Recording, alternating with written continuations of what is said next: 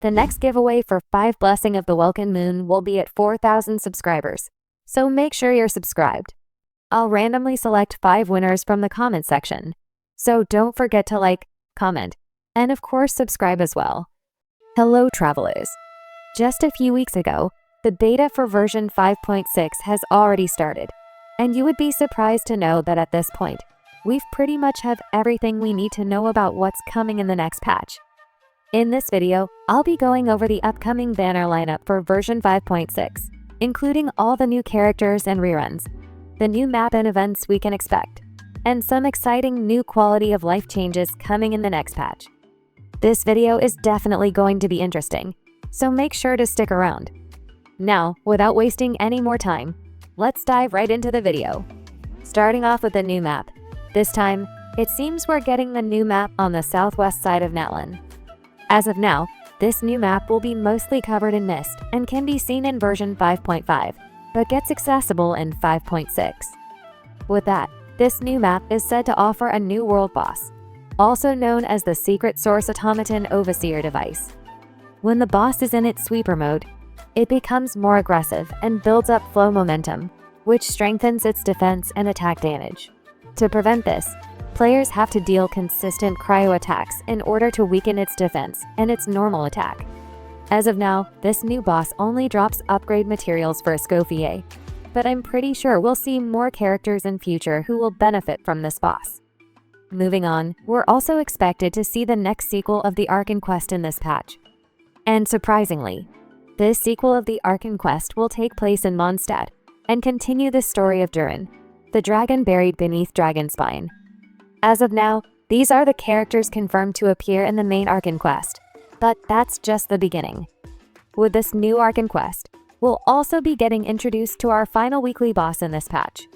This weekly boss features 2 chess pieces that battle players on a massive red and white chessboard. In the first phase, players will fight the king first, and once he's defeated, the queen will join the battle. But once the phase is cleared, the second phase will have both the king and queen launch coordinated attacks, making the fight much more challenging. As for the boss's drops, it currently provides talent upgrade materials for Eefa. However, it's likely that other characters will require these materials in future updates. Now that we're done with the new map, Archon Quest, and new weekly boss, let's take a look at new characters, banners, and reruns we can expect in version 5.6. Starting off with the new characters, this time, we're getting 2 new characters, Iskofi-ayh and Eefa. As for Iskofi-ayh, she's going to be our next new 5-star cryo support character, who wields a polearm and benefits heavily from attack percentage. Moving on, the other character appearing in 5.6 is none other than Eefa, a 4-star NMO Catalyst user who works as a support unit. Moving on to the rerun characters.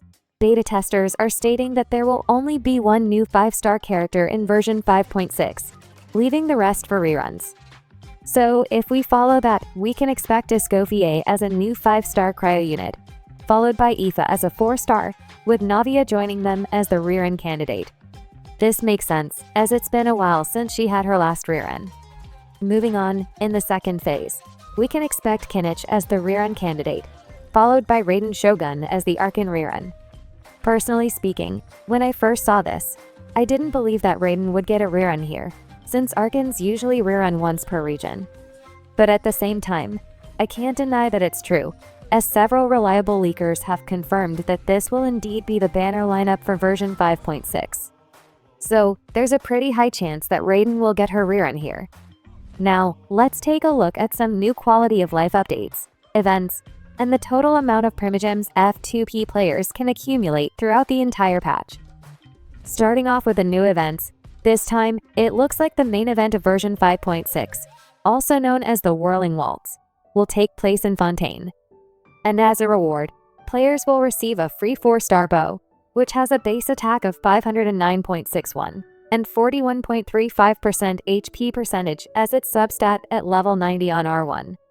The other event we'll be getting is Operation Downpour Simulation, which will reward players with 420 Primogems. Alongside that, we'll also have Legends Ablaze Cross-Border Brawl, which offers an additional 420 Primogems. Now, let's take a look at some quality of life improvements we can expect in 5.6. The first change we have is to Intertwined Fate and Acquaint Fate. After version 5.6, both of these can now be directly purchased using Genesis crystals. And before doing a 10 pull, if you have insufficient Primogems, the counter will now not only tell you the missing Primogems, but will also show the amount of Genesis crystals needed to complete a 10 pull. The second change will be added to the Imaginarium Theater. From 5.6 onwards, the Stellas or stars obtained from the Star Challenge will now provide completion rewards. At 3 stars, players will receive 8 Sanctifying Unction. Reaching 6 stars grants a Transient Resin, and completing 9 out of 10 stars will reward players a Sanctifying Elixir, which is only available in Visionary mode. Aside from this, there are a few other changes related to game size and quest resource size, but they aren't too important, so I won't be including them. Now, let's take a look at the total Primogems you can collect throughout version 5.6. Starting off with daily commissions, if you complete them every day, you'll earn a total of 2,520 Primogems by the end of the update. On May 7th, players will also receive 600 Primogems as part of the server maintenance compensation. New exploration areas in Natlan will introduce world quests, waypoints, chests, and achievements, offering a massive Primogem boost. Completing all the world quests will reward around 180 Primogems, while achievements tied to exploration will grant a total of 195 Primogems. The main event, Whirling Waltz, will grant a total of 1,000 Primogems alongside upgrade materials. Outside of the main event, there will be 3 mini-events, providing 2,310 Primogems combined. These events are simple, featuring combat challenges, puzzles, and mini-games. Additionally, character trials will reward 80 Primogems just for testing new characters, making it an effortless way to grab extra rewards. Next, the Imaginarium Theater resets once, offering up to 800 Primogems. Meanwhile, Spiral Abyss will reset twice, granting 1,600 Primogems for a full clear. If you're consistent with these challenges, you'll secure a big chunk of free Primogems just from endgame content. Players can also obtain free fates through Paimon's Bargain Shop, which will reset once during the update. This will provide 5 Intertwined Fates and 5 Acquaint Fates. On top of that, the 5.7 special program will release redemption codes for 360 Primogems, but they're time-sensitive, so be sure to claim them quickly. Now, if you combine everything together, free-to-play players can collect around 9,265 Primogems, or 57 pulls. With the blessing of the Welkin Moon, this total increases to 13,045 Primogems, or 81 pulls. And for those getting both the Battle Pass and Welkin, you could reach a total of 89 pulls, giving you an even better shot at pulling your desired characters. And that's a wrap for today's video. With all the exciting content coming in version 5.6, along with new characters and exploration mechanics, there's definitely a lot to look forward to. I hope this video helped give you a clear overview of what to expect. As always, I'll keep you updated with more details as they emerge. If you enjoyed the video and found it helpful, don't forget to like, subscribe, and hit the notification bell so you won't miss any future updates.